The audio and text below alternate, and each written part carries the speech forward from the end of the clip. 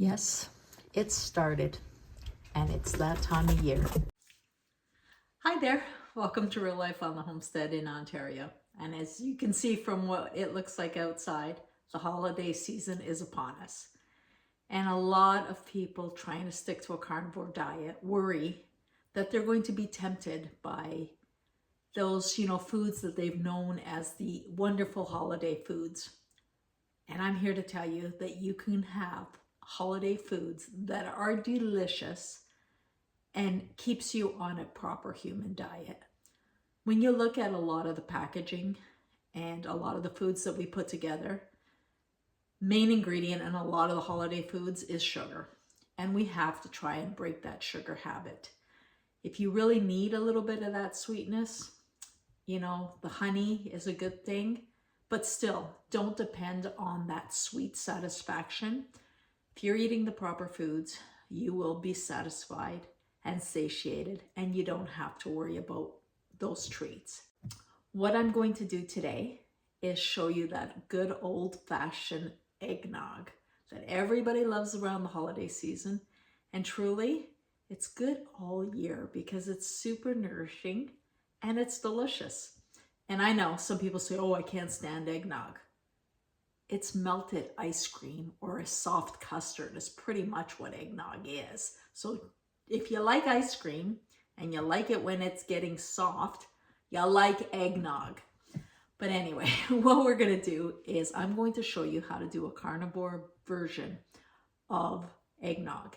You can stay very strict, or you can deviate a little bit, use some spices, use the honey to sweeten it a bit. Or, like I said, just go for the straight carnivore. The other thing is, don't go out and buy it in the store. Even if you're not doing the carnivore lifestyle, I will show you the recipe that you can do the same as you would pick up in the store. But I invite you to look at the side of a box of eggnog and look at the crazy amount of ingredients in there. Eggnog should be cream, sugar, and eggs, and spices. None of those fillers, none of those preservatives. A lot of them is just poison in a box, so avoid that if you can. So what I'm going to do is I'm going to start off by separating my eggs. What we're going to do is start off by cracking 8 eggs. I've got 10 here because I just like it a little bit creamier, but the recipe will be for 8 eggs. And I find that this is the easiest way to separate yolks from the whites is I just fish them out with my hands. It is the easiest way to avoid breaking those yolks. Yes, your hands get slimy. It's kind of satisfying, it's like playing with Play-Doh. But all you have to do is wash your hands before, wash your hands after, and you're good. Now, there will be a little bit of egg white in here. So what I like to do for texture is I strain it afterward. Now, many eggnog recipes call for whole eggs. I personally enjoy the richness of the yolk, so I don't use the egg white in mine. And also, if I'm having a fresh eggnog, like I'm just making one for myself, I'm not cooking it at all, I prefer not to eat raw egg whites. I will eat a raw egg yolk, but I'm trying to avoid raw egg whites. So here we go. We're moving along pretty nicely. Like I said, I'm using extra here, but my recipe, and I've done this for many years, is 8 egg yolks. With the egg whites, I don't know if you've watched my carnivore coffee recipe, but I am saving all my egg whites for an upcoming recipe. So what I'm going to do with these egg whites, I could just tease you and say hit the notification bell and stay tuned for upcoming videos, but I'm gonna let it out of the bag. These egg whites I'm going to keep in the fridge. I'm going to be doing a few recipes, so this jar will fill up. What I'm going to be making is carnivore mashed potatoes. Seriously, with egg whites. You have to stay tuned for that one. So make sure to like, subscribe, hit that notification bell so you know when it comes out. It's just around the corner because I want you to be able to do this for your holiday dinner. So what we're going to start off with is 2 cups of whole milk. Now, if you're in the States and you can get raw milk or you have your own cow, more power to you. Raw milk is the way to go. If not, make sure you get a good quality whole milk. Grass-fed if possible, organic if possible. Worst case scenario, get yourself a whole milk from the grocery store.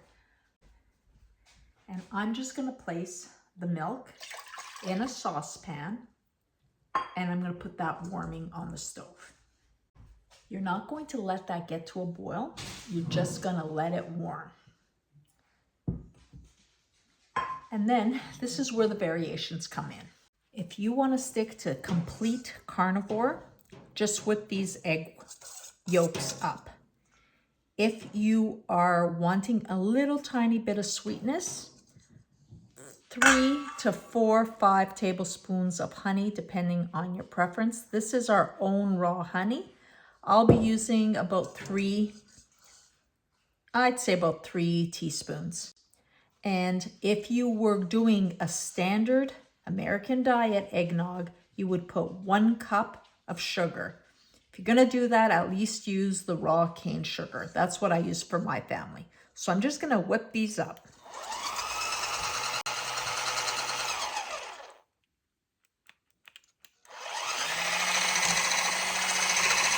You're going to whip these up until they're frothy. If you were adding sugar, you would add a tablespoon at a time, and this would become kind of like a whipped cream. But I'm not going to be adding sugar, so I'm just going to take my time and let this come to a froth on its own.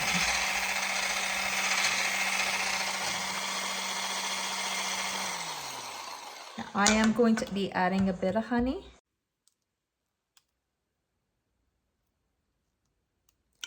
I don't measure the honey very accurately. And then I'm just going to whip this up. If you were adding sugar, like I said, add it very slowly, like a couple of tablespoons at a time.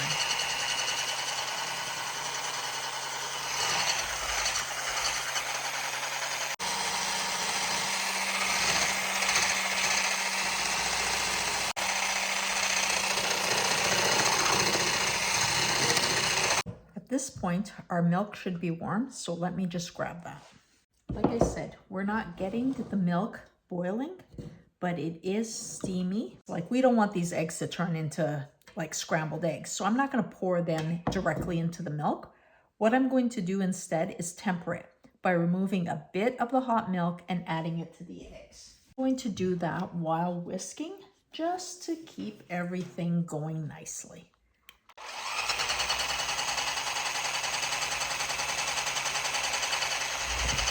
When you do it slowly, you're bringing the egg temperature up without shocking it and letting all those proteins bind up, scrambling the eggs.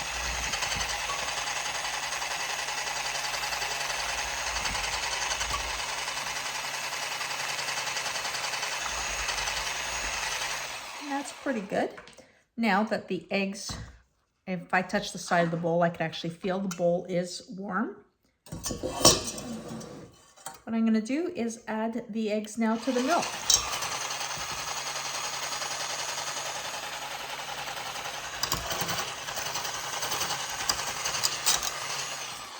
And now this is going to go on the stove and cook very gently for the next about 10 minutes. Don't let the temperature go over 160. You don't want to get little globs of cooked egg in there. Just cleaning off my bowl to make sure I got all those beautiful yolks in there and that honey. And this is going back on the stove. And I'm going to cook this very slowly, like I said. While that's coming up to temperature slowly, this is where it's up to you on how strict you want to be carnivore, or, you know, can you give yourself a little bit of grace? Is it okay for you to add spices? A lot of people can tolerate spices and just stick to the meats. So what I'm going to do is I'm going to add in, this is my own vanilla, and I'll be adding about 2 teaspoons of vanilla. I'm good with spices, so I have no issue with that. I'm gonna grate a whole nut of nutmeg, a whole nut, because that flavor is what you know eggnog as. And then a little bit of ground clove, very little. Like I would say maybe 1/4 teaspoon. No, cloves are very strong, so I want to stay on the lighter side. Now I'll also add some cinnamon, which I didn't pull out. And these are just 2 that I personally like. You don't have to add them. I just like all those spicy flavors. So I'm gonna add some ground cardamom and ground ginger. These are all that I have freeze dried and ground myself. So they are very strong in scent. If you wanted to give yourself that eggnog that everybody knows at the holiday season that's kind of boozy, you can stay away from alcohol by adding extracts like rum extract or brandy extract. That would give you that flavor. I don't personally need it. When you're making your traditional eggnog, the only spice you really need is some nutmeg and maybe some cinnamon. So I'm gonna just check how the stove's doing because it's cooking slowly. Now that that's getting a little bit thicker, it's still on the watery side, I'm going to get myself some really good quality cream. Whipping cream is the way to go, 2 cups of it. If you can, avoid the whipping cream that you get in the store with cargine?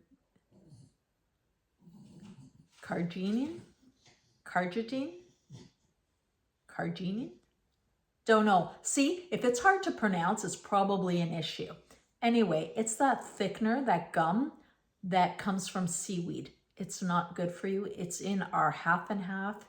It's in our whipping cream, unless you're getting a good quality organic pure. What it really should say on the side is milk and cream and nothing else, because you should have real food as your basic and pay for the extras, not pay for the clean stuff.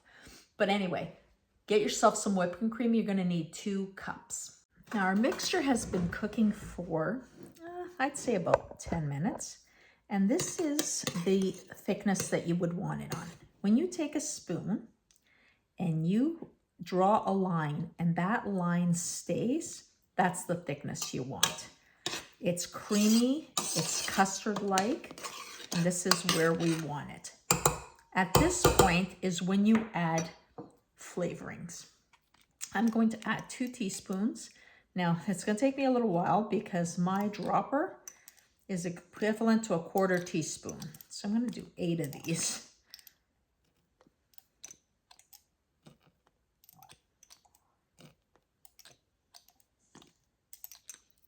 And if it's not exact, not a big worry. But that's the vanilla amount I want in there. The reason you add your spices afterward is I don't want to cook these out. I want the flavor to be very strong. And about a 1/4 teaspoon of the ground cloves. I add, like I said, cardamom, about a 1/4 teaspoon, and that is a personal choice. I love that flavor. And some ginger.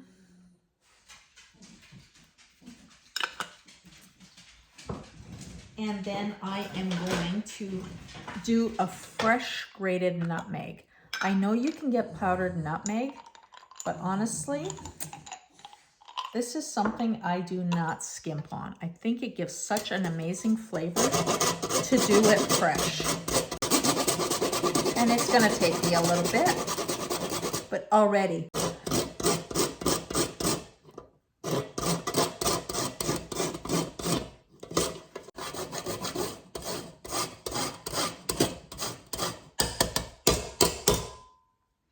Teaspoon of cinnamon, maybe even half a teaspoon. I like the cinnamon flavor.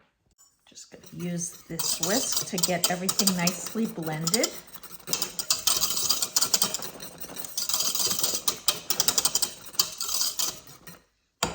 And it's at this point that I add my good quality cream. And I'm doing 2 cups. I have a liter jar, so I know that halfway is 2 cups. There we go. And if it's not exact, it's okay.